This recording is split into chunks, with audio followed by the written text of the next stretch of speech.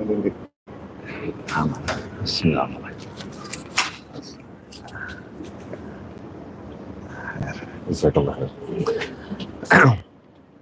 Bismillahirrahmanirrahim. Alhamdulillahirabbil alamin.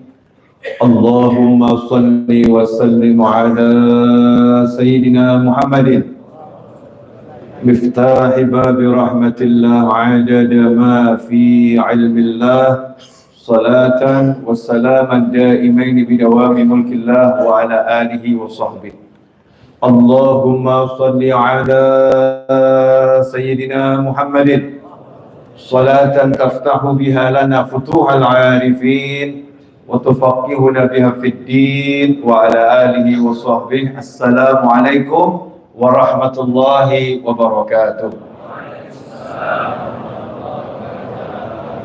Alhamdulillah, malam hari ini sehat walafiat fi taatillah. Mudah-mudahan kita bisa terus dalam iman sampai akhir usia, panjang, sehat dan manfaat. Amin. Tema yang diusung pada malam hari ini, doa bela Palestina. Itu temanya. Kalau temanya begitu ya, insya Allah isinya kajiannya ya doa. Ya kita berdoa. Tapi sebelum berdoa di antara maghrib dan isya, waktu yang sangat mustajab, maka saya ingin menjelaskan beberapa hal.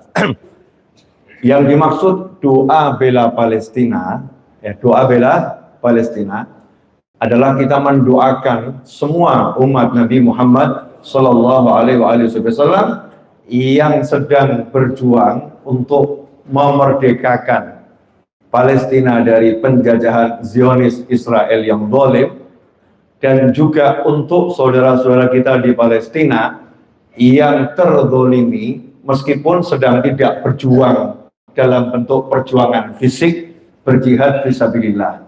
Karena ada yang jadi tentara, ya, pasukan, ya, ada yang jadi di sana tenaga medis, ada juga yang menghidupi keluarganya bersama masyarakatnya.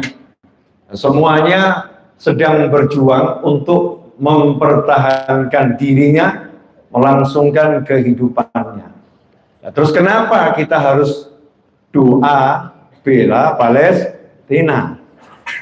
Karena sebetulnya yang sedang terzalimi bukan hanya di Palestina, tapi banyak di beberapa belahan bumi ini orang-orang yang terzalimi.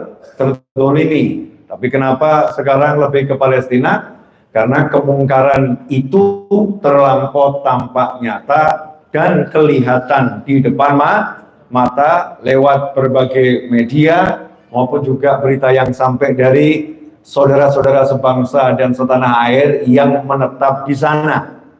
Kekejaman, kezaliman itu begitu ditampakkan, maka kita prioritaskan dalam doa. Seperti kalau ada orang yang sakit, kita kan suka itu berdonasi, membantu orang yang sakit. Mungkin ada yang nanya, yang sakit banyak, kenapa yang dibantu cuma yang itu gitu? Karena itu yang kelihatan. Apa yang kelihatan itu lebih wajib untuk kita prioritaskan. Tanggung jawab kita, apa yang kita lihat, apa yang kita ngerti. Kalau apa yang kita nggak lihat, apa yang kita nggak tahu, maka kita tidak ada tanggung jawab langsung terhadapnya. Itulah mengapa dikatakan doa bela Palestina, karena mungkin ya di belahan bumi yang lain juga banyak yang sedang mengalami hal serupa dalam mungkin lingkup yang lebih kecil, tapi kezaliman kan tidak mengukur besar dan kecil. Satu saja yang dizalimi itu menjadi sesuatu yang sangat besar bagi Allah Subhanahu wa Ta'ala. Nah, saya akhir-akhir ini ya lihat video yang beredar di berbagai platform media sosial ya. Kalau hati kita tidak teriris, hati kita tidak tersentuh ya kita harus check up hati ini. Harus check up hati. Ada apa nih dengan hati kita? Kok ada umat manusia? Saya tidak melihat tuh yang di Palestina agamanya apa, karena di Palestina itu ada yang Muslim, ada yang non-Muslim. Tapi melihat manusia dianiaya begitu rupa, kemudian hati kita nggak tersentuh siapapun itu, maka ada sesuatu yang salah dalam diri kita. Empati itu sesuatu yang sangat penting di dalam Islam. Ya, empati itu sesuatu yang sangat penting di dalam Islam. Seorang Muslim itu harus berempati kepada Muslim yang lain dan juga berempati dengan sekitarnya. Contoh, saya ambilkan contoh seorang ulama. Ini sebelum kita nanti berdoa bersama ya, insya Allah. Contoh seorang ulama punya tetangga Majusi seperti yang pernah saya ceritakan. Tetangganya Majusi. Kemudian tetangganya mengalami kerugian materi karena niaganya, perniagaannya itu yang sangat diandalkan. Kalau zaman sekarang impornya ya, barang-barang impornya yang udah dia betul-betul tanam modal di sana dirampok sehingga habis, zero, semuanya habis. Nah, ulama tadi kebetulan di rumahnya tiap hari ada pengajian bersama murid-muridnya. Tapi begitu melihat tetangganya mengalami musibah, maka Islam mengajarkan untuk berempati, bukan mensyukurkan. Rasain, kamu kafir, itu baru sebagian siksa kamu di dunia, belum lagi siksa kamu nanti di akhirat. Bukan begitu ajaran Nabi Muhammad Shallallahu Alaihi Wasallam. Kalau seorang Muslim itu punya tanggung jawab terhadap tetangga, ya, tanpa melihat agama, punya tanggung jawab terhadap tetangga tanpa melihat agama. Tetangga mau agamanya apa, maka itu kewajiban kita sebagai Muslim berbuat baik pada tetangga. Kalau tetangganya ternyata itu seorang Muslim, nambah kewajibannya. Ya, kewajiban berbuat baik kepada tetangga plus berbuat baik kepada seorang Muslim. Kalau ternyata tetangga itu seorang kerabat, maka kewajibannya nambah, berbuat baik kepada tetangga dan berbuat baik kepada kerabat. Nah, kalau ternyata tetangganya itu ternyata seorang Muslim dan kerabat, tiga itu kewajiban berbuat baik kepada tetangga, berbuat baik kepada kerabat dan saudara Muslim. Untuk hidup bertetangga, berbuat baik, gak perlu nanya KTP-mu apa, agamamu apa, pokoknya tetangga Muslim wajib berbuat baik. Maka ketika seorang ulama tetangganya Majusi, jelas nyembah api, yang menyembah api, ternyata tetangganya mengalami musibah, kerugian materi yang luar biasa, maka yang dia lakukan adalah menjenguknya dan menawarkan, apa yang bisa kami bantu. Bukan berangkat sendiri, seluruh muridnya yang mau pengajian diajak ke sana. Siapa tahu kita bisa membantu, meringankan beban tetangga kita dengan berempati, ya, dengan berempati, dengan ikut bersolidaritas, ya, ikut merasakan, ikut punya rasa gitu. Nih dia lagi susah gitu ya, dia lagi susah, bukan atas nama kemanusiaan tapi atas nama Islam. Atas nama Islam seorang Muslim memang diajarkan seperti itu kepada tetangga. Apa yang terjadi? Nah, ternyata tetangganya itu punya sikap yang jauh lebih hebat, ceritanya panjang, dan pada ujung-ujungnya akhirnya masuk Islam. Nabi Muhammad SAW punya tetangga seorang Yahudi. Ya, Nabi punya tetangga seorang Yahudi yang anaknya kerja kepada Nabi Muhammad SAW. Maka selalu dikatakan urusan Israel ini bukan antara Muslim dan Yahudi, tetapi antara kekejaman, ya, sebagian daripada orang-orang yang atas nama bangsa Yahudi melakukan kezaliman yang luar biasa. Bukan bangsa Yahudi kejam, bukan semacam itu, karena Islam tidak pernah mengajarkan benci kepada ras tertentu, atau Islam mengajarkan kita benci kepada kelompok tertentu, nggak ada. Yang kita benci adalah perbuatan yang tidak diridhoi oleh Allah Subhanahu wa Ta'ala. Nabi SAW punya tetangga Yahudi, kemudian tetangga ini punya anaknya kerja kepada Nabi Muhammad SAW. Apa yang dilakukan sama Nabi ketika anak itu sakit? Anak itu pun dijenguk oleh Nabi Muhammad Sallallahu Alaihi Wasallam, dan pada ujung-ujungnya anak itu pun mengucapkan 2 kalimat syahadat, masuk ke dalam agamanya Allah Subhanahu wa Ta'ala. Nah, ini sikap yang bukan antipati. Ya, bukan antipati, dan sesuatu yang harus diluruskan di dalam hati. Bahwasanya kita tidak pernah membenci kelompok tertentu, kita nggak pernah membenci golongan tertentu. Yang kita benci adalah segala bentuk hal-hal yang tidak diridhoi oleh Allah Subhanahu wa Ta'ala. Itu yang harus dipahami. Kemudian Islam mengajarkan kita berempati kepada Muslim yang lain tanpa mengenal suku dan bangsa. Gak ada judulnya Muslim Indonesia, Muslim Pakistan, Muslim India, Muslim Eropa, Muslim Arab, Muslim Palestina, Muslim Iran, Muslim Irak, Muslim Yaman. Enggak ada. Muslim itu satu kata yang menghapuskan segala macam yang namanya fanatik kesukuan dan kebangsaan. Begitu disebut nama Islam, maka ia di atas segala-galanya. Gak nanya kamu dari mana, kamu Muslim, maka kamu adalah saudara saya. Kamu Muslim, maka kamu adalah haram darahmu, haram hartamu, haram harga dirimu untuk aku injak-injak, untuk aku sia-siakan. Wajib saya bela kehormatanmu, asalkan kamu seorang Muslim, maka kamu adalah saudara saya. Itu ya persaudaraan di dalam Islam. Makanya jangan sampai kita dikotak-kotakan. Saya Muslim Jakarta. Loh, kamu Muslim mana? Nanti akhirnya ada Muslim Jawa, Muslim Sumatera, Muslim Kalimantan. Naudzubillah min dzalik. Begitu Muslim, maka seluruh dunia yang beragama Islam adalah saudara. Karena itulah tidak ada istilah ajaran Islam itu dipisahkan jarak. Nggak ada.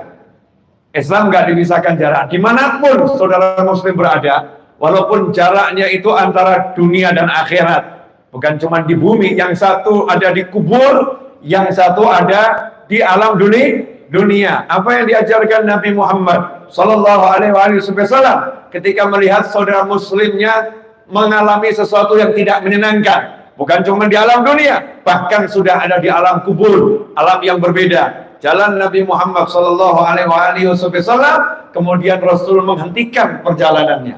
Rasul Muhammad SAW menghentikan perjalanannya, kemudian mengambil ranting dahan kurma, kemudian ditanam di dua makam. Maka sahabat nanya kepada Nabi Muhammad SAW, ya Rasulullah, kenapa dua makam ini ditanami dahan kurma yang masih basah? Ranting kurma dipotong oleh Nabi SAW, kemudian yang masih hijau itu diletakkan, ditanam di dua makam. Maka Rasul menyatakan SAW, innahuma la yu'adzaban, sesungguhnya kedua makam ini penghuninya lagi tersiksa. La yu'adzaban, ya lagi disiksa. Dan keduanya lagi disiksa bukan lantaran dosa besar menurut keduanya. Yang satu yamshi bin namimah, yang satu itu tukang adu domba, yang satu la yastati min baulih, kalau dia itu buang air kecil, dia tidak menyempurnakannya dalam bersuci, tidak menyempurnakannya ketika buang air kecil, sehingga masih ada najisnya di mana-mana. Riwayat yang lain diartikan ketika dia buang air kecil, dia tidak menutup auratnya, sehingga terbuka bisa dilihat oleh orang lain. Maka keduanya disiksa oleh Allah Ta'ala. Aku berharap dengan ditanamnya dua pelepah kurma ini, Allah akan meringankan siksanya. Nabi SAW berjuang agar umatnya yang tersiksa, udah jelas tersiksa di alam kubur, untuk semuanya dapat ampunan, selamat dari segala bentuk siksa. Begitu seorang Muslim diajarkan. Nggak senang kalau ada Muslim yang celaka, nggak senang kalau ada Muslim yang susah, nggak senang kalau ada Muslim yang hidupnya nggak menyenangkan. Berjuang agar bagaimana Muslim itu hidupnya enak. Makanya ketika Nabi Muhammad Sallallahu Alaihi Wasallam melihat ada jenazah seorang sahabat, yang jenazah ini sedang terlilit hutang, Rasul pun mengatakan, aku tidak akan menyolatkan jenazahnya karena dia masih punya hutang. Kenapa Rasul bersabda demikian? Karena Rasul tahu sahabat itu penuh dengan rasa empati. Maka sahabat pun angkat tangan, ya Rasulullah, kalau begitu aku yang melunaskan hutangnya. Baru disolatkan oleh Nabi Muhammad SAW. Bukan Rasul nggak mau melunaskan, nggak mau menyolatkan orang yang berhutang, tapi Rasul nggak mau ada sahabatnya yang meninggal masih dalam keadaan punya hutang, masuk kubur masih punya hutang. Rasul nggak mau. maka Rasul perjuangkan, tidak akan saya sholatkan sebelum hutangnya itu dilunaskan. Saat itu Nabi SAW lagi nggak punya uang, nggak punya harta, hartanya semua habis dalam perjuangan. Maka begitu Nabi SAW punya uang, Rasul pun mengatakan, sekarang siapa yang meninggal punya hutang, aku yang lunaskan hutangnya. Dan barang siapa meninggal dia punya harta warisan, biarlah harta warisan itu untuk ahli warisnya. Itu yang dimaksud Nabi nggak mau menyolatkan orang yang masih punya hutang. Bukan artinya sekarang dipakai oleh kita untuk nakut-nakutin orang. Tuh, kalau kamu punya hutang belum lunas, nanti nggak disolatkan sama Nabi Muhammad SAW. Itu maksudnya Nabi nyemangatin yang kaya-kaya, lunaskan hutang saudaramu. Menyemangati saudara-saudara dari yang bersangkutan, hutang saudaramu lunaskan, sehingga ahli warisnya ketika yang meninggal udah dimakamkan tenang. Kenapa? Tidak terbebani oleh beban hutang ayahnya atau itu kakaknya dan lain sebagainya.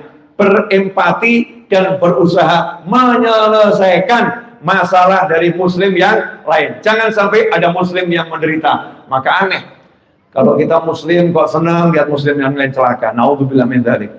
Allah mengajarkan kalau ada muslim berbuat dosa, kamu tutup aibnya. Betul ya? Gak boleh namanya dicemarkan. Bahkan diancam tuh dengan dosa yang besar. Baru kita mengomongkan saja.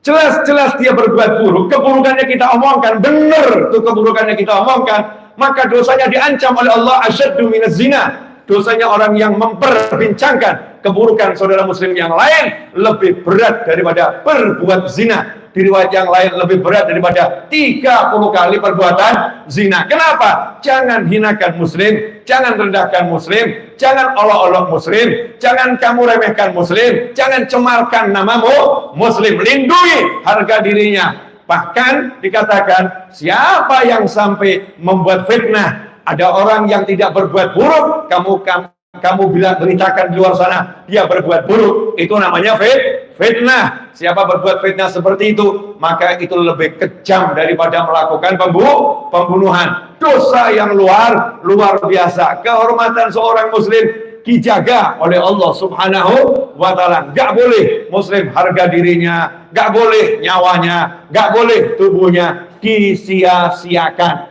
Apalagi kalau itu di sekitar kita, dekat sama kita, yang jauh aja nggak boleh. Dan indahnya hubungan muslim yang satu dengan muslim yang adalah hubungan al-hub, hubungan cinta, mahabbah.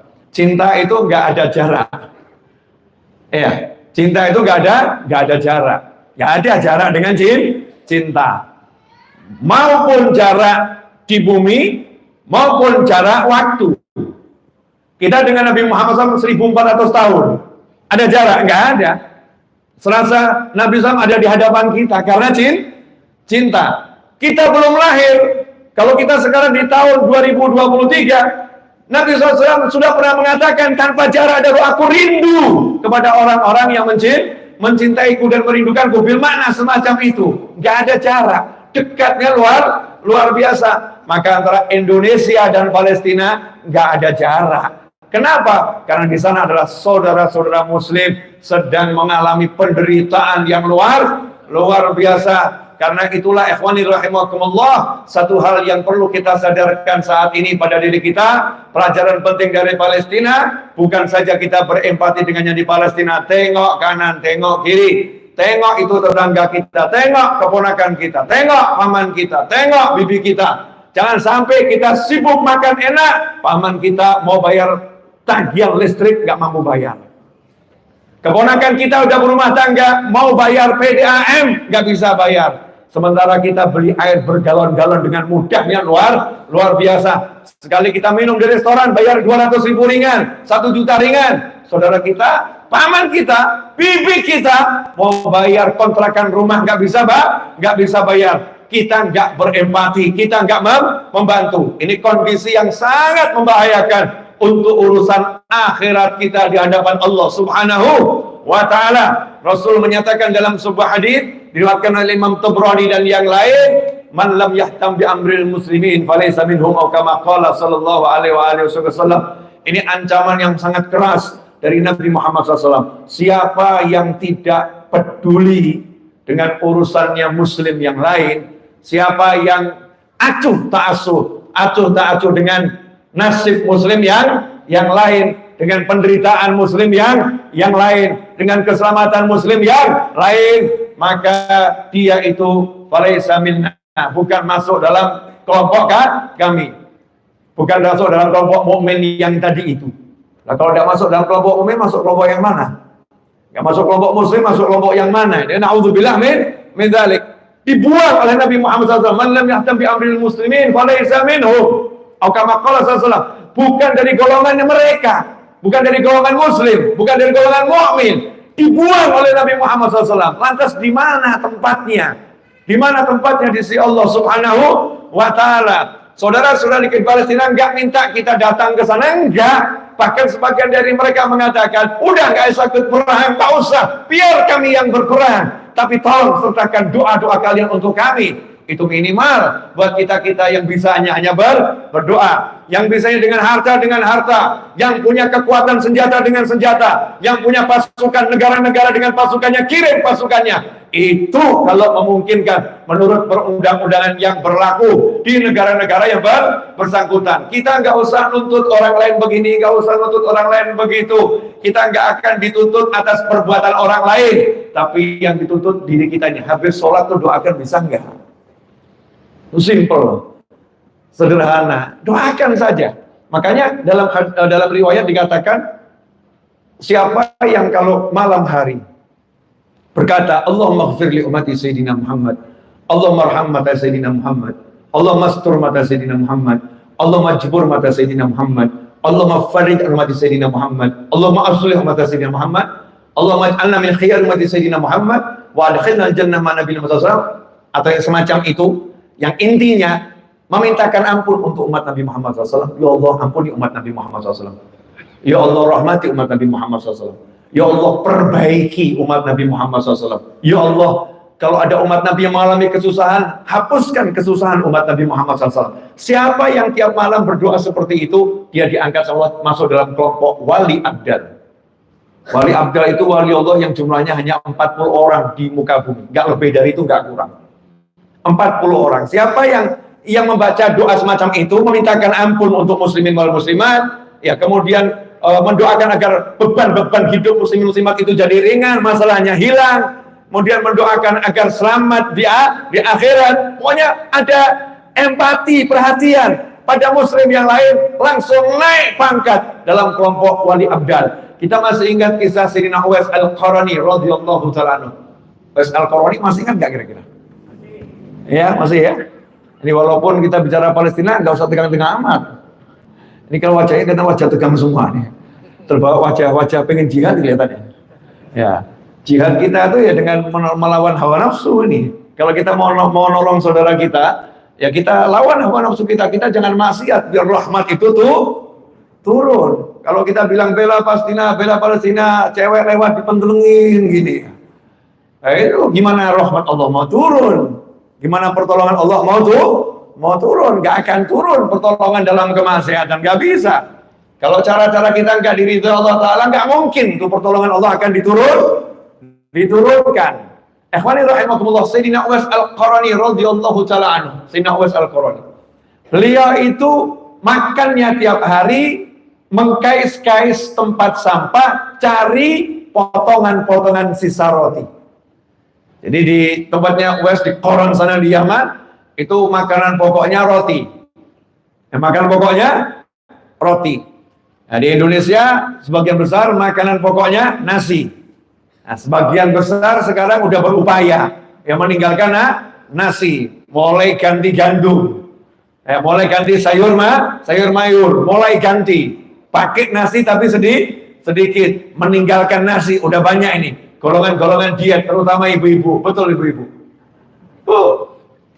Ibu mulai hijrah dari nasi, mulai meninggalkan nasi, ya mulai ganti roti gandum. Memang mahal itu ya, roti gandum mahal, harganya mahal, tapi itu sehat, ya itu sehat. Mulai, sehingga Uwais Al-Qarani di Yaman makannya roti. Nabi SAW juga terkadang makan roti, terkadang makan daging, ya karena jadi contoh. Maka Rasul menempatkan diri, beberapa hal itu dimakan agar umatnya dapat pahala sunnah ikut Nabi Muhammad Sallallahu Alaihi Wasallam.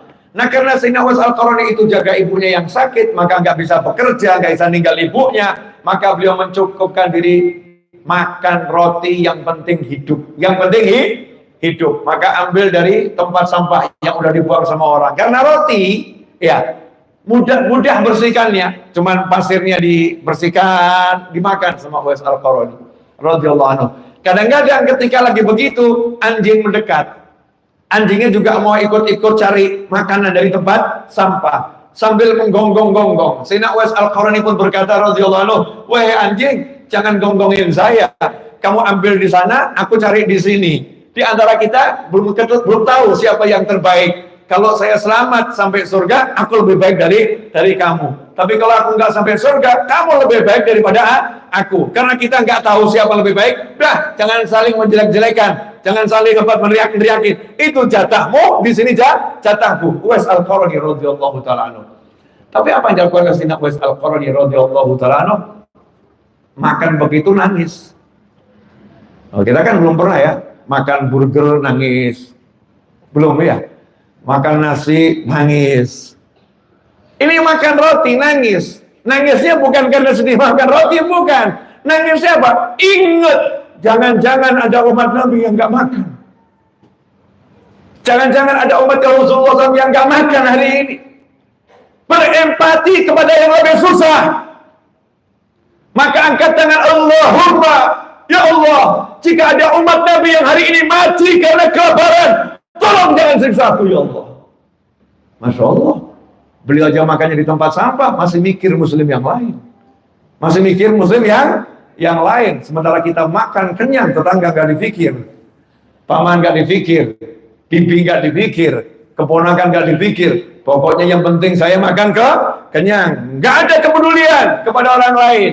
Cara-cara yang begitu tuh, yang gak peduli, itu bukan ajaran Nabi Muhammad Sallallahu Alaihi Wasallam. Jangan dikatakan itu urusan di Palestina, itu urusan di Afghanistan, itu urusan di Syria, itu urusan di sana. Ingat, Allah Ta'ala bisa menjadikan urusan itu di sini.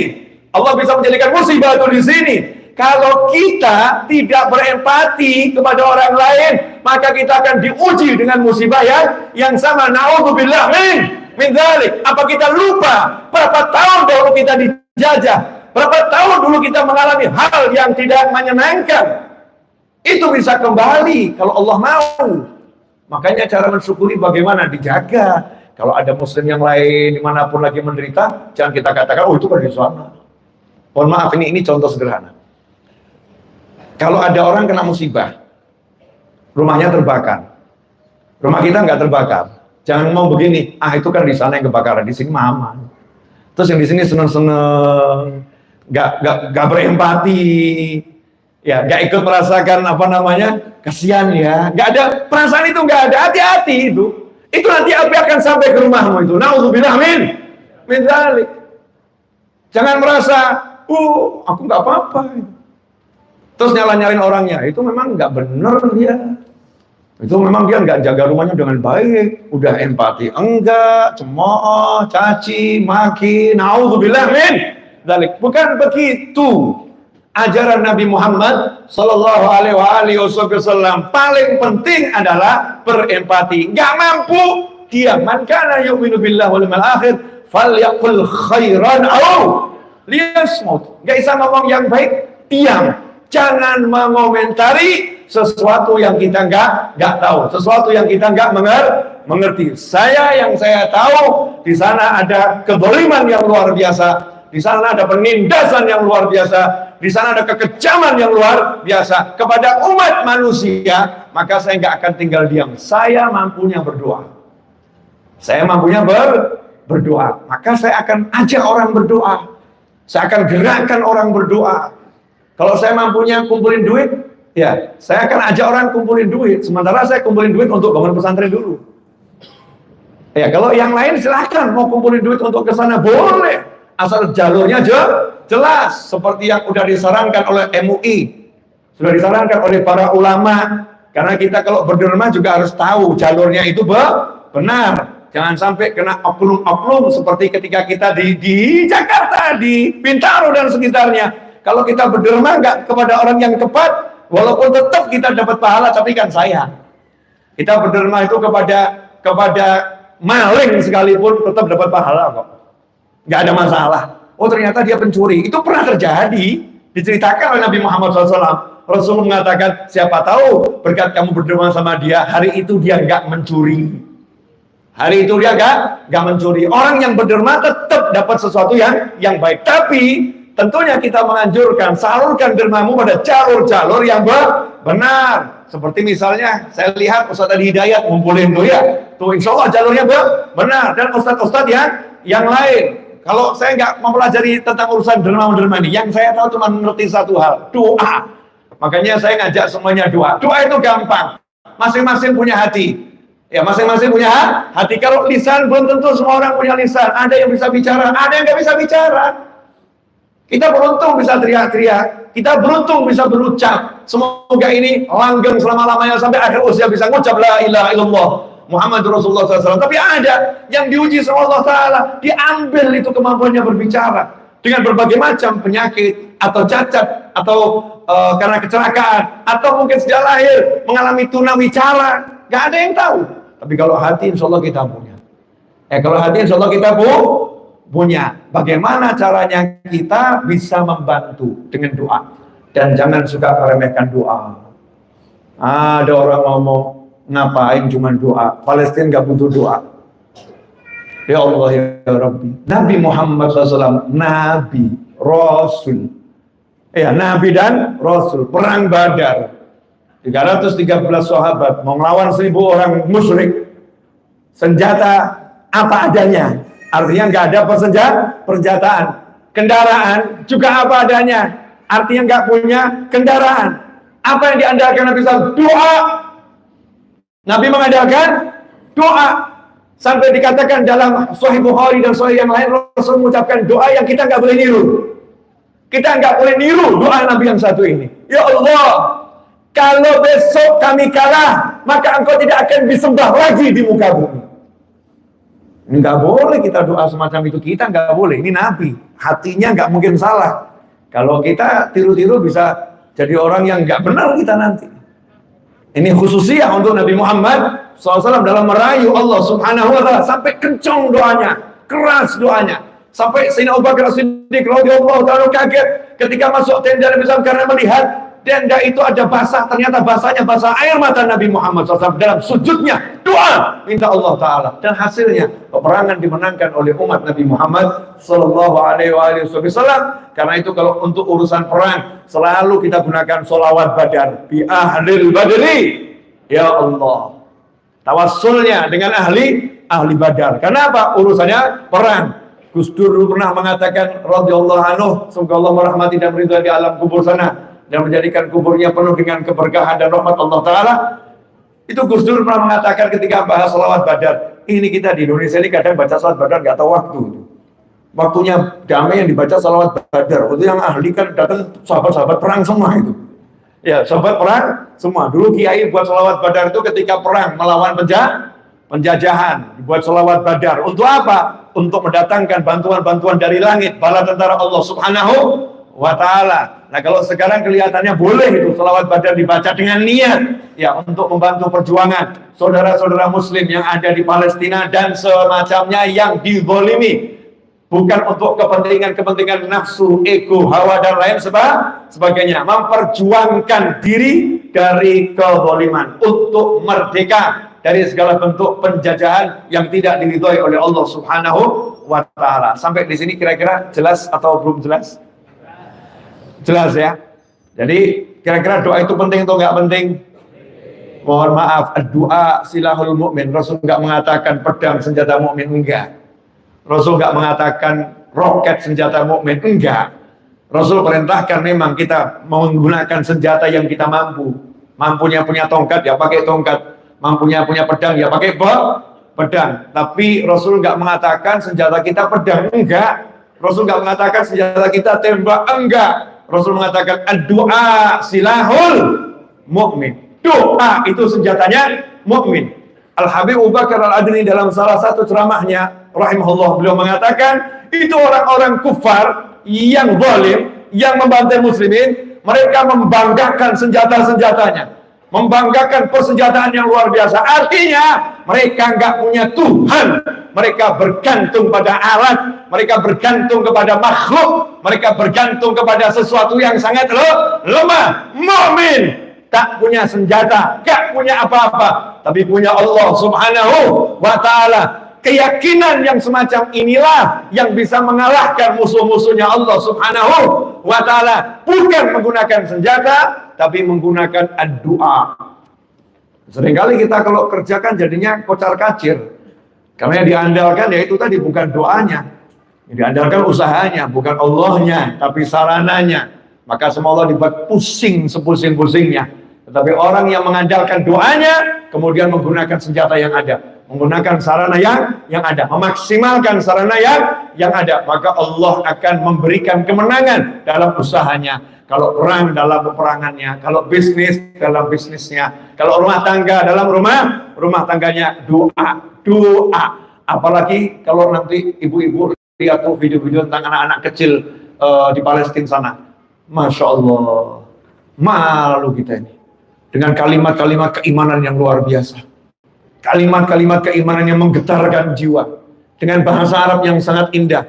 Ada yang bersyair, ada yang berdoa pada Allah Subhanahu wa ta'ala, yang terjemahan-terjemahan itu belum bisa mewakili isi hati daripada yang berdoa. Kalau kita dengarkan bahasa Arab aslinya itu, saya mengatakan, ya Allah, ini wali-wali ini, orang-orang yang imannya luar biasa. Kalimat-kalimat saya nggak takut sama mereka, saya takut hanya sama Allah Ta'ala. Anak kecil, ya, di tengah puing-puing rumahnya yang hancur, bisa berkata semacam itu. Nggak mengeluhkan tentang dunianya, tapi yang dipikirkan akhiratnya. Nggak ada takut menghadapi kehidupan dunia. Nyantai saja. Lihat itu, banyak sekali video-video yang beredar. Sementara kita tinggal di Bintaro, tinggal di Jakarta, tinggal di Indonesia, nikmatnya luar biasa. Sedikit saja kena masalah dunia, keluh kesahnya luar biasa. Betul. Alhamdulillah Indonesia ini aman, tenteram, aman. Sholat mudah, makan mudah, kerja mudah. Paling masalah diomelin istri. Iya, paling itu. Istri masalah paling diomelin suami. Paling masalahnya itu. Wih, itu udah keluh kesahnya. Masya Allah, seakan kiamat. Nah, itu yang nyata tuh anak-anak di Palestina itu. Hancur rumahnya, orang tuanya nggak ada, tetangganya udah pada pergi entah kemana, sendiri, tapi nyantai. Karena dari kecil pikirannya akhirat. Konsep hidupnya itu benar. Maka saya meminta kepada seluruh yang mengaku dirinya umat Nabi Muhammad SAW, kalau kita pengen selamat dunia, pengen selamat akhirat, tetap dalam lingkaran umat yang mulia dari umat Nabi Muhammad SAW, dalam hati harus punya rasa prihatin. Ya, kalau bahasa modernnya mungkin empati, itu ya, punya rasa prihatin, rasa sedih. Ya sedih itu walaupun kadang kita nggak harus kemudian ditangis-tangiskan. Karena gemuruh, lelaki itu gemuruhnya di sini, bukan di sini. Ya, gemuruhnya di dalam hati. Saat gak ada orang tahu, malam hari sendiri, nangis terus jadi-jadinya angkat tangan. Ya Allah, Allahumma. Kalau perlu depannya orang kamu ketawa-ketawa. Biar orang nggak ngerti kalau kamu lagi nangis. Tapi yang penting hatimu benar-benar punya empati yang luar biasa. Angkat tangan, minta sama Allah Ta'ala. Biar apa? Biar yang namanya kezaliman itu tersingkirkan. Gak masalah kalau saat ini belum menang. Gak masalah kalau saat ini masih terzalimi. Gak masalah. Yang jadi masalah kalau kita gak ikut mendoakan agar kezaliman itu tersingkirkan. Karena begitu kita gak ikut andil dalam menghapuskan kezaliman, man ra'a minkum munkaran falyughayyirhu biyadihi, fa in lam yastati' fa bilisanihi, fa in lam yastati' fa biqalbihi, fadzalika adaful iman. Atau kama qala sallallahu, siapa melihat kemungkaran di antara kalian semua, melihat, enggak di hadapannya, melihat, enggak harus di saat itu, di tempat itu. Man ra'a minkum munkaran, melihat, falyughayyirhu biyadihi, maka yang punya kekuatan, yang punya kemampuan yang punya kekuasaan hendaknya menggunakan kemampuannya, kekuatannya, kekuasaannya untuk merubah kemungkaran itu menjadi suatu kebaikan, bukan kemungkaran lagi. Kalau ternyata nggak punya kekuasaan, fabilisane, dengan dakwahnya, dengan lobby-lobbynya, ya dengan mulut-mulutnya yang mengucapkan hal-hal yang bisa merubah, kalimat-kalimat yang bisa menimbulkan perdamaian, rubah itu, gunakan lisan. Kalau nggak bisa, fabiqalbi, gunakan hati, doa. Gunakan hati untuk berdoa. Fadzalika ad'aful iman. Yang terakhir dikatakan itu yang pakai hati. Ya pakai hati itu tingkatan iman yang paling lemah. Kalau ternyata dia punya kekuasaan, dia nggak mau pakai. Dia punya ilmu, dia nggak mau gunakan. Dia diam saja, maka dia pakai hatinya dalam doa. Itu iman yang paling lemah. Tapi kalau dia nggak punya kekuasaan, dia nggak punya lisan yang bisa menjangkau, dia hanya punya hati, fadzalika ad'aful iman. Artinya para ulama dalam hadis tersebut adalah itulah tingkatan iman yang paling tinggi. Ad'aful iman, yang imannya dilipat gandakan. Karena memang punyanya itu, ya punyanya cuma itu dan dipakai, doakan. Maka malam hari ini saya ngajak semuanya untuk berdoa. Nanti kalau pulang dari sini habis sholat jangan lupa doakan. Doanya apa? Ya pakai bahasa masing-masing. Ya Allah, tolong rahmati umat Nabi Muhammad SAW. Ya Allah, tolong yang lagi berjuang dimanapun berada, baik di Palestina maupun di tempat-tempat yang lain, berjuang di jalanmu. Ya Allah, berikan keselamatan, kembalikan ke rumah, bawa kemenangan dan semacamnya. Terserah, cari itu, doa-doa itu udah sangat banyak. Yang mudah, gak harus panjang, tapi pakai hati. Insya Allah kalau kita begitu, kita masuk dalam barisan orang-orang yang diridhoi Allah Subhanahu wa ta'ala. Amin Allahumma amin. Mari kita baca hasbunallah wa ni'mal wakil, ni'mal maula wa ni'man nasir bersama-sama. Setelah itu saya ingin berdoa, mohon diaminkan. Mudah-mudahan kita mendapatkan mendapatkan kabar gembira, bisyarah nantinya dari Allah Subhanahu wa ta'ala, akan manfaat dari doa itu untuk diri kita, untuk masyarakat kita, dan untuk saudara-saudara kita yang sedang tertindas dimanapun berada, khususnya saudara kita yang di Palestina dan sekitarnya. Hasbunallah wa ni'mal wakil, ni'mal maula wa ni'man nasir. Hasbunallah نعم المولى ونعم النصير حسبنا الله ونعم الوكيل نعم المولى ونعم النصير حسبنا الله ونعم الوكيل نعم المولى ونعم النصير حسبنا الله نعم المولى ونعم النصير حسبنا الله ونعم الوكيل نعم المولى ونعم النصير حسبنا الله نعم المولى ونعم النصير حسبنا الله ونعم الوكيل نعم المولى ونعم النصير حسبنا الله نعم المولى ونعم النصير حسبنا الله ونعم الوكيل نعم المولى ونعم النصير حسبنا الله ونعم الوكيل ونعم النصير حسبنا الله ونعم الوكيل نعم المولى ونعم النصير حسبنا الله ونعم الوكيل ونعم النصير حسبنا الله ونعم الوكيل نعم المولى ونعم النصير حسبنا الله نعم المولى ونعم النصير حسبنا الله ونعم الوكيل نعم المولى ونعم النصير حسبنا الله نعم المولى ونعم النصير حسبنا الله ونعم الوكيل نعم المولى ونعم النصير حسبنا الله نعم المولى ونعم النصير حسبنا الله ونعم الوكيل نعم المولى حسبنا الله ونعم الوكيل نعم المولى ونعم النصير حسبنا الله نعم المولى ونعم النصير حسبنا الله ونعم الوكيل نعم المولى حسبنا الله ونعم الوكيل نعم المولى ونعم النصير حسبنا الله ونعم الوكيل ونعم النصير حسبنا الله ونعم الوكيل نعم المولى ونعم النصير حسبنا الله نعم المولى ونعم النصير حسبنا الله ونعم الوكيل نعم المولى ونعم النصير حسبنا الله نعم المولى ونعم النصير حسبنا الله ونعم الوكيل ونعم النصير حسبنا الله ونعم الوكيل نعم المولى ونعم النصير. بسم الله الرحمن الرحيم. الحمد لله رب العالمين حمدا يوافي نعمه يكافئ مزيده. يا ربنا لك الحمد كما ينبغي لجلال وجهك وعظيم سلطانك. سبحانك لا نحصي ثناء عليك أنت كما أثنيت على نفسك. اللهم يا أول الأولين ويا آخر الآخرين ويا ذا القوة المتين ويا راحم المساكين ويا راحم المساكين ويا راحم المساكين ويا راحم المساكين ويا أرحم الراحمين.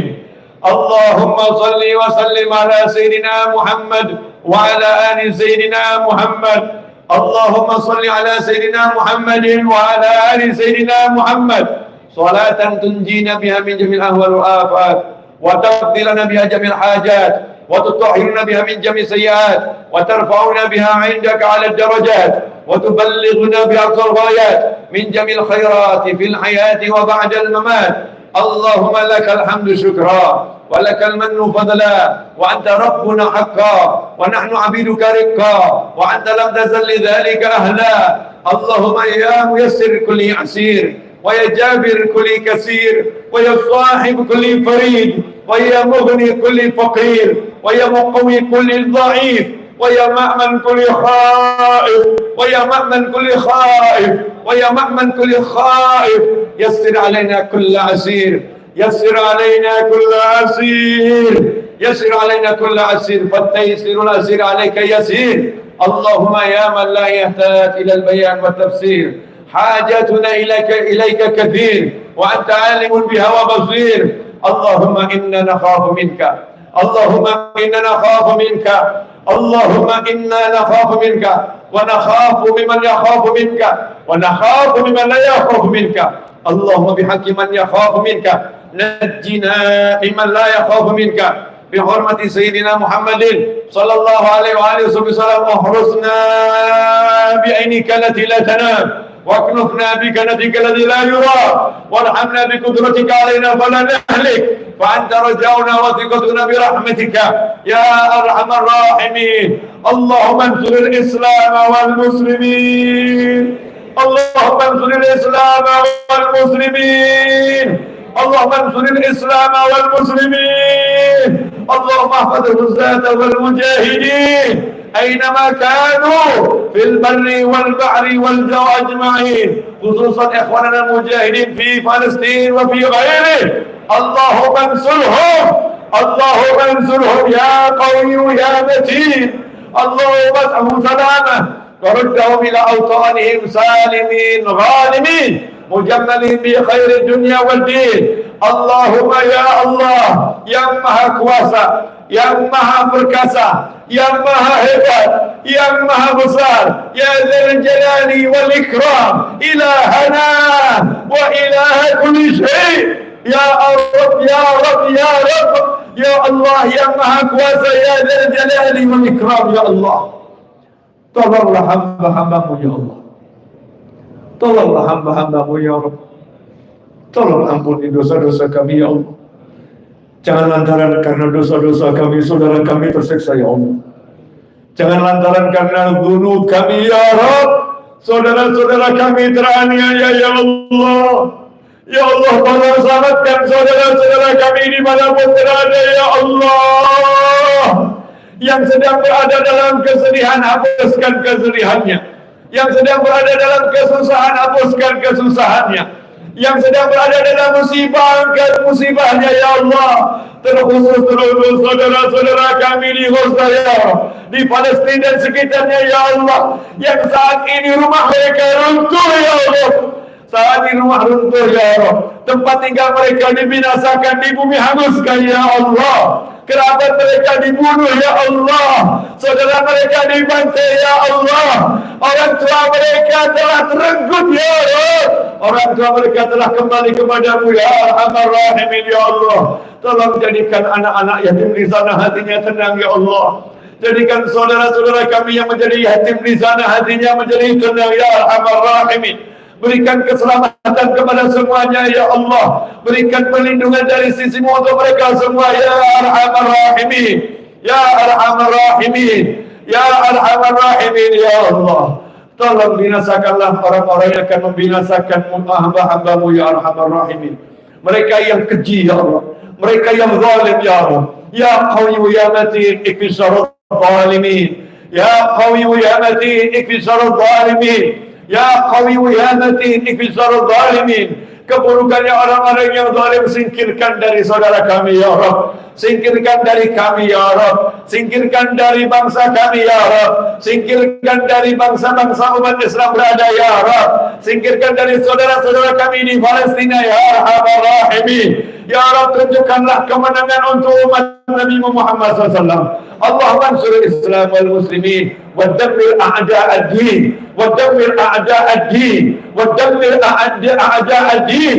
Binasakanlah orang-orang yang berbuat zalim ya Arhamar Rahimin, yang menjadikan kesombongannya ingin menyakiti umat Nabi Muhammad SAW, dengan kesombongannya ingin membinasakan umat Nabi Muhammad SAW. Ya Arhamar Rahimin, turunkan pertolonganmu ya Allah. Turunkan pertolonganmu ya Arhamar Rahimin.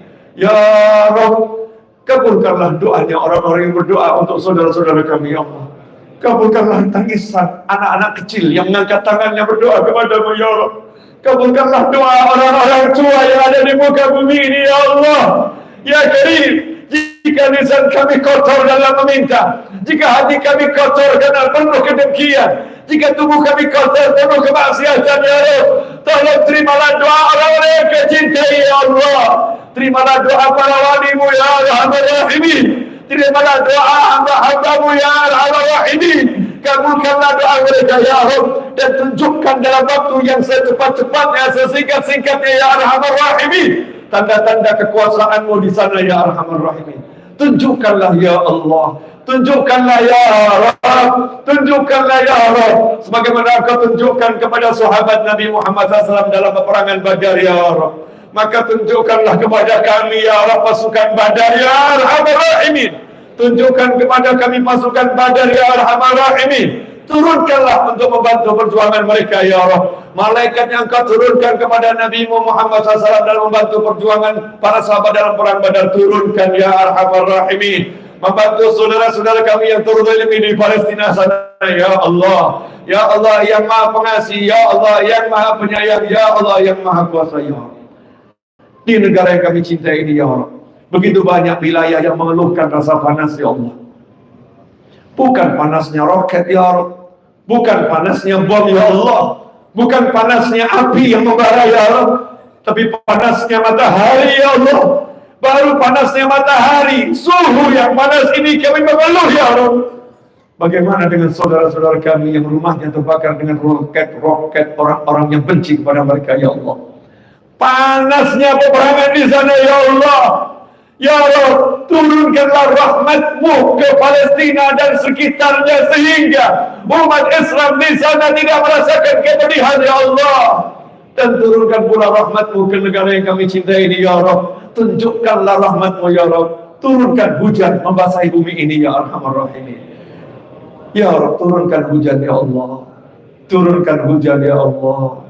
Hujan yang membawa kebaikan, hujan yang membawa kenyamanan, hujan yang membawa ketentraman ya Allah. Turunkan hujan ya Allah. Turunkan hujan ya Rabb. Turunkan hujan yang menumbuhkan tanaman ya Rabb. Turunkan hujan yang menumbuhkan hati. Turunkan hujan yang membasahi bumi, membawa manfaat ya Arhamar Rahimin ya Allah. Panas ini telah menyiksa sebagian dari saudara-saudara kami ya Allah. Di Kalimantan hutan-hutan terbakar karena panas ini ya Allah, sehingga tidak sedikit anak-anak kecil yang masuk rumah sakit karena sesak pernafasan ya Allah. Orang-orang dewasa yang terganggu kesehatannya ya Allah. Tolong turunkan hujan yang lebat, hujan yang manfaat ya Arhamar Rahimin di negara yang kami cintai ini ya Arhamar Rahimin ya Allah. Teruntuk semua yang sedang sakit ya Allah, terutama di Palestina yang terluka, yang sakit ya Arhamar Rahimin, berikan kesembuhan dari sisimu ya Allah. Berikan kesembuhan dari sisimu ya Arhamar Rahimin. Allahumma ighfir li ummati Sayyidina Muhammad. Allahumma ighfir li ummati Sayyidina Muhammad. Allahumma astur ummata Sayyidina Muhammad. Allahumma jbur ummata Sayyidina Muhammad. Allahumma farij an ummati Sayyidina Muhammad. Allahumma aslih umat Sayyidina Muhammad. Allahumma ij'alna min khiyari umati Sayyidina Muhammad. Wa adkhilna jannah ma Sayyidina Muhammad sallallahu alaihi wa alihi wasallam ya arhamar rahimin. Ya Allah, di malam hari ini ya Rabb, kami tengahkan tangan mohon kepadamu ya Rabb, terkhusus ya Rabb, teruntuk orang-orang tua kami yang telah tiada ya Allah. Jadikan kubur-kubur mereka sebagai taman surga ya Allah. Dan teruntuk orang tua kami yang masih hidup ya Rabb, panjangkan usianya dalam segala kebaikan ya arhamar rahimin. Teruntuk anak keturunan kami ila yaumil qiyamah, jadikan semuanya beragama Islam ya Allah. Jadikan anak-anak kami muslim-muslim yang taat kepadamu ya arhamar rahimin. Ya Allah, sukseskan anak kami di dunia hingga jannah ya arhamar rahimin. Lindungilah anak kami dari keburukan dunia dan keburukan akhirat ya arhamar rahimin. Ya Allah yang maha pengasih, ya Allah yang maha penyayang, ya Rabb, panjangkan usia kami semua dalam kebaikan, dalam kenikmatan, dalam ketaatan, dalam keridhaan ya arhamar rahimin, dalam kesehatan, dalam ketentraman, dalam kenyamanan ya Allah. Dan setelah semua itu nanti tolong akhir usia kami dengan husnul khatimah. Akhir usia kami dengan husnul khatimah. Rabbana atina fid dunya hasanatan wa fil akhirati hasanatan wa qina adzabannar. Rabbana la tuzigh qulubana ba'da idh hadaitana wa hab lana min ladunka rahmah innaka antal wahhab. Wassallallahu ala sayyidina wa maulana Muhammadin wa alihi wasallam. Alhamdulillahi rabbil alamin ala hadhihi wa ala kulli niyatin salihatin jami'atin nafi'ah wa ala man yakuna ali wa ila hadratin nabi sallallahu alaihi wasallam. Al-Fatihah.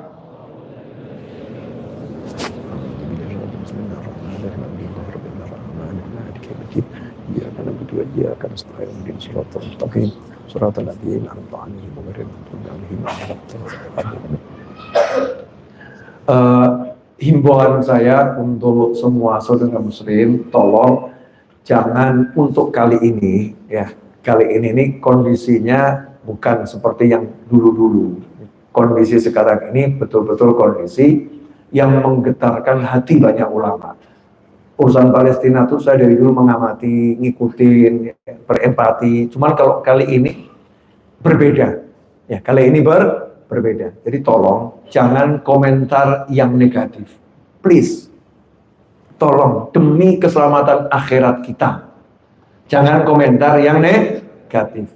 Biarkan setiap umat Nabi ini berbuat kebaikan sesuai yang diinginkan. Kalau ada yang mau berdoa, biar berdoa. Ada yang mau berderma, biar berderma. Yang penting sesuai dengan aturan negara yang kita cintai. Jangan sampai justru ya akhirnya timbul komentar negatif yang saya lihat di medsos itu. Akhirnya satu dengan yang lain tambah justru caci, mencaci, maki, memaki. Akhirnya nggak menyelesaikan masalah, timbul masalah yang baru lagi. Ya tolong doa saja. Insya Allah kalau kita doa itu manfaat. Yang mau bagi-bagi duit, yang punya duit, kita doakan biar semakin banyak duitnya. Ya, biar semakin barokah duitnya. Ingat, ngasih duit salah itu nggak jadi masalah. Ngasih duit salah itu nggak jadi masalah. Tapi kalau kita nggak kasih duit, padahal yang dikasih itu butuh, itu masalah. Ya itu masalah. Satu cerita boleh. Itu pernah di Jawa Timur. Ini yang cerita yang bersangkutan ya. Yang bersangkutan itu akhirnya nggak pernah mau nolak orang lagi. Setiap ada orang minta dikasih sama dia. Kenapa? Karena ada satu orang datang ke rumahnya, ketuk pintu minta makan tanpa anak muda. Minta makan, minta uang buat beli makan. Karena terlalu banyak modus itu, minta makan, minta duit makan. Maka dia pun nolak. Udah, kamu harus dusta. Udah banyak model seperti itu. Saya ini kelaparan 3 hari saya nggak makan. Udah, kamu anak muda kerja sana. Ya kan? Kerja sana. Nah, terus ditolak semua, dia tutup pintunya. Ya, beberapa saat kemudian dia jalan keluar, dilihat di ujung perempatan itu ada yang orang kumpul-kumpul, rubung-rubung. Nah, dicek sama dia, ada apa? Ada anak muda jatuh tergeletak. Ternyata udah nggak bernyawa, meninggal dunia. Dan dia lihat kaget, ternyata itu anak muda yang ketuk rumahnya minta makan. Anak muda yang ketuk rumahnya minta makan. Nah, ini jadi pelajaran buat yang bersangkutan, seumur hidupnya nggak berani nolak orang lagi. Dia kalau mau kasih ya kasih, kalau nggak kasih ya dia diem, nggak komentar yang negatif. Kita nggak ngerti. Tapi kalau kita ngasih salah, udah ada contohnya dari Nabi Muhammad SAW. Orang yang sedekah ternyata yang terima anaknya sendiri. Orang yang sedekah ternyata yang terima pelacur. Orang yang sedekah ternyata yang terima seorang pencuri. nanti pun mengomentari semuanya dengan baik. Yang siapa tahu pelacurnya hari itu nggak melacur karena sedekah kamu. Pencurinya berhenti mencuri karena sedekah kamu. Anakmu bisa manfaatkan sedekah kamu. Nggak ada yang disalahkan oleh Nabi Muhammad Sallallahu Alaihi Wasallam. Maka kita nggak usah komentar A, B, C sampai Z, tapi doakan saja, ikut berbuat dalam kebaikan. Seperti sabda Nabi Muhammad SAW, kalau nggak bisa ngomong yang baik, lebih baik diam saja. Jangan menodai perjuangan saudara Muslim karena kita sama-sama tidak paham, sama-sama tidak tahu. Lakukan saja yang kita tahu. Kalau nggak tahu, nggak usah komentar. Itu nanti membuat negara kita jadi adem. Nah, terkait Pilpres 2024, sekaligus saya umumkan siapa pilihan saya. Ya, biar nggak heboh. Ya, biar nanti nggak jadi fitnah di sana di sini. Dari awal saya umumkan calon presiden 2024 yang dipilih Habib Novel Al-Idrus adalah yang menang nanti di 2024. Selesai ya? Nah, yang menang itulah pilihan saya. Udah pasti itu pilihan saya yang menang itu. Gak mungkin gak pilihan saya. Kalau udah menang kan harus jadi pilihan saya. Nah, jangan sampai nanti yang menang yang gak kita pilih ya, akhirnya gak selesai-selesai gitu, musuhin terus. Kapan bangsa ini maju? Maka dari sekarang yang lain kampanye pilihannya, saya kampanye pilihan saya yang menang itu nanti di 2024. Siapapun presiden yang menang di 2024, siapapun presidennya, pasti saya dukung pemerintahannya. Ya, pasti saya akan sukseskan pemerintahannya. Cara mensukseskannya itu tadi, ya kalau baik ya kita dukung, kalau pas kurang baik ya kita nasehatin. Ya bukan kemudian yang terjadi caci maki, nggak ada henti. Jelas semuanya? Nah, Ustadz, Habib, Kiai, nah kalau ada Kiai, Habib, Ustadz menunjukkan pilihannya gimana? Pilih A, pilih B, pilih C, dan Z. Kira-kira bagaimana? Oh boleh, nggak jadi masalah. Cuman masalahnya saya ini murid saya macam-macam. Ya, murid saya ada yang milih A, ada yang milih B, ada yang milih C, ada Z. Nanti kalau pilihan saya beda terus dia kecewa, akhirnya dia nggak ngaji lagi, kan saya rugi.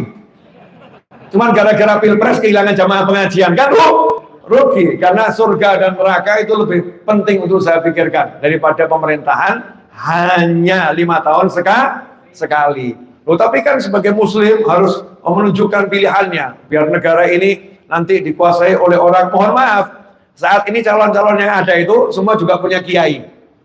Calon-calon yang ada itu semua juga punya ustadz. Jadi jangan anggap kiaimu yang paling benar, jangan anggap ustadzmu yang paling benar. Calon-calon presiden yang ada itu juga punya habib.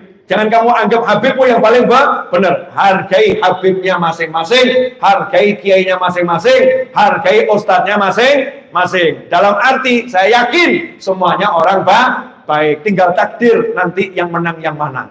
Yang saya takut adalah kalau justru Israil alaihissalam duluan memanggil. Maksudnya manggil kita gitu loh ya. Kita ribut milih siapa, ternyata kitanya dipilih Israil alaihissalam. Ngeri atau enggak ngeri?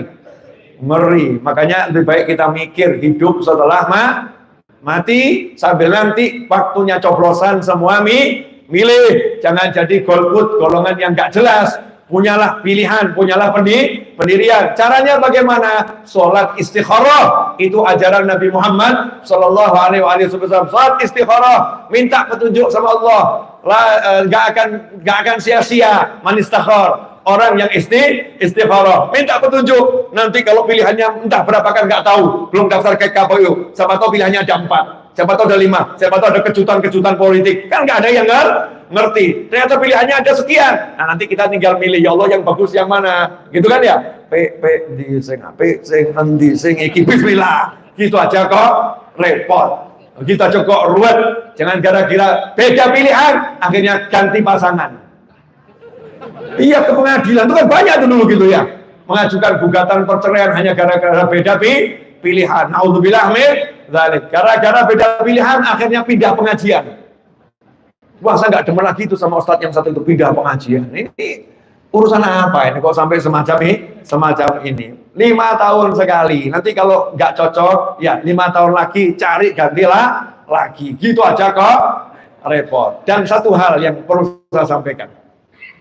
Kalau mau cari aibnya orang, cari aibnya orang, salahnya orang, nggak ada yang selamat, nggak ada yang selamat. Dan nggak usah orang lain, coba aibmu masing-masing. Coba dicek. Sama nggak kira-kira? Omongan kita, lirikan mata kita. Siapa nih mas-mas ini yang dalam setahun nggak ngelirik cewek? Saya di sini aja ngelirik yang di sana tuh.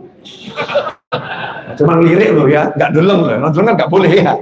Nggak kelihatan soalnya. Di situ ada ibu-ibu kelihatan. Nah itu pulang dari pengajian. Kalau kebetulan ada ibu-ibunya yang cantik, mas-mas ini kira-kira ngelirik nggak? Saya nggak, jangan sombong, jangan, nggak boleh sombong. Setan kan bisikin, setan kan kerja. Kalau dibongkar aib kita, apalagi ibu-ibu, lihat saya yang ganteng begini, masya Allah. Ya, bisa jadi kan setan datang. Maka jangan cari aibnya orang, kesalahan orang. Itu terlampau banyak, banyak. Udah, nggak usah komentari salahnya orang lain atau buruknya pilihan orang lain. Tapi banggakan saja pilihanmu. Jangan cemooh istri orang, tapi banggakan istrimu. Kan begitu. Istriku cantik, istriku ini. Sampai orang itu senang sama istrimu. Jangan dibahaya itu ya. Jangan. Artinya banggakan pilihanmu, oke. Ya, jangan jelekkan pilihan orang lain. Berpolitiklah yang bijak. Nah, jadilah seperti almarhum Yai Maimun Zubair rahimahullah. Beliau adalah seorang kiai, tapi beliau juga berpartai politik, jelas masuk ke partai politik, sehingga beliau menyalurkan aspirasinya lewat partai politik. Jadilah seperti Gus Dur yang akhirnya mendirikan PKB, Partai Kebangkitan Bangsa, itu menyalurkan aspirasi politiknya lewat PKB. Dan banyak sekali ulama-ulama kita yang terjun dalam dunia politik, tapi fair lewat politik masing-masing. Jelas? Nah, nanti jangan bilang Habib Novel milih ini, Habib Novel milih ini. Enggak tahu, istri saya jangan saya kasih tahu. Ya rahasia. Ya karena nanti kalau ternyata pilihan saya itu kalah, kan saya nggak sakti lagi. Wah, Habib Novel kurang sakti ini. Pilihannya ternyata kalah. Makanya saya sama istri pun saya rahasiakan. Jadi kok menang, itu pilihan saya. Memang itu dari dulu saya pilih, saya nggak ngasih tahu aja. Kan begitu ya. Sehingga nanti hidup berbangsa bertanah air itu indah, nggak ada permusuhan, saling mencintai sama anak bangsa, yang dipilih juga anak bangsa. Capek kita itu kalau udah mau pilpres dan pil-pil itu ya, masya Allah, terjadi ketegangan politik sampai ketegangan sosial, ketegangan jamaah pengajian. Ya sampai ketegangan jamaah pengajian, kenceng itu. Tolong dirubah. Ya, saya nggak ngurus yang lain, silahkan. Tapi kalau saya Novel bin Muhammad Al Idrus, yang biasa dipanggil Mas Novel, Pak Novel, Habib Novel, Dik Novel, terserah. Pilihan saya adalah siapapun yang menang nanti, itulah pilihan saya. Dah, gitu aja kok, repot. Wassalamualaikum warahmatullahi wabarakatuh.